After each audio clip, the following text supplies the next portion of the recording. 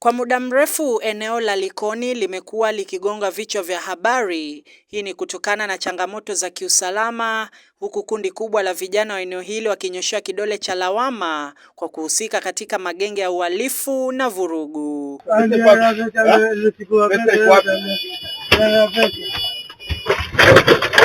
Ili kusitisha wimbi hili, shirika la Shofco kwa ushirikiano na lile la Capital Youth Caucus Association of Kenya almaarufu CYCA limeandaa mpango maalum wa ushauri na ukuzaji wa vipaji kwa zaidi ya vijana 100 katika kituo cha Shofco eneo bunge la Likoni, ikiwa ni mikakati wa makusudi wa kukabiliana na uhalifu. Ninafurahi siku ya leo tumekuwa na hafla ya vijana hapa kwetu Shofco site, na tumeweza kuelimishwa mambo mengi kuhusu vijana, hasa sisi ambao tunatumiwa kwa mambo mengi ya mabavu, kama kwa vile wakati huu wa kura, wakati huu wa siasa, watu wanatutumia kwa njia ambazo hazifai. Kwangu mimi hii training imenifaidisha kwa maana imebring karibu awareness, tujielewe sisi kama vijana ni nini tunataka.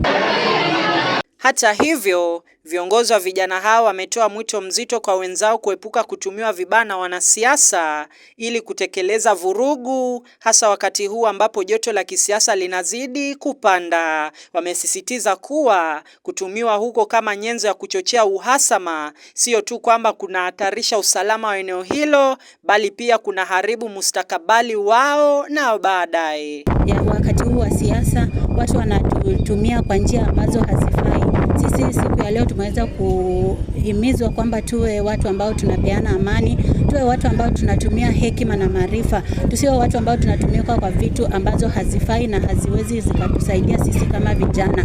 Kwangu mimi advice yenye naweza pia wenzangu ni ya kuwa tujiweke kwenye vikundi vya kutujenga, tujiweke kwenye vikundi vya kutufaidisha.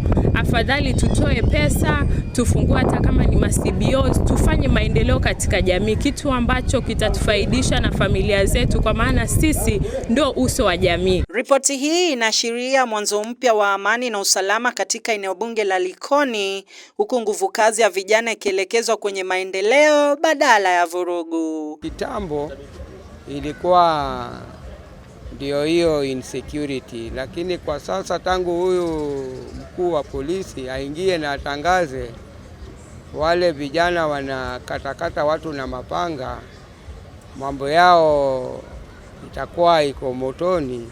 Sijawahi kusikia kama kuna insecurity lapse. Kabla akuje huu regional tuko naye, nilitamani kama ningepewa mimi bunduki nitembee nikiwadondoa wale vijana mmoja baada ya mwingine wakienda, kwa sababu walikuwa wameharibu usalama kabisa. Wanaweza vamia soko na vipanga wakakatakata watu na hakuna kitu kikubwa anataka. Ukweli ni kwamba usalama ulikuwa mbovu. Lakini alipoingia huyu regional mpya, ukiangalia kulingana na kipindi hicho na kipindi hichi ambaye amekuwa hapa kwa muda mchache, ukweli ni kwamba ameweka usalama huko. David Lukoe, Runinga Pazuri kutoka kaunti ya Mombasa.